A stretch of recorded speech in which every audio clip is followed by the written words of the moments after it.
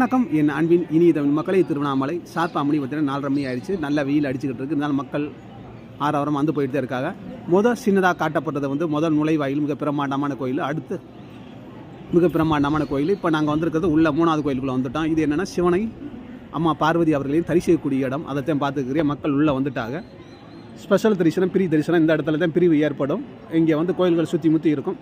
பார்த்தீங்கன்னாக்கா மக்கள் ஸ்பெஷல் தரிசனத்திலே பழகிட்டாங்க. 50 ரூபா. பிரி தரிசனத்துக்கு யாரும் போகிறது கிடையாது. நீ கூட்டம் கம்மியாக தான் இருந்தது. நான் டக்குன்னு வந்தேன். அம்மா அப்பா 2 பேரையும் தரிசனம் பண்ணிவிட்டு வந்துட்டேன்.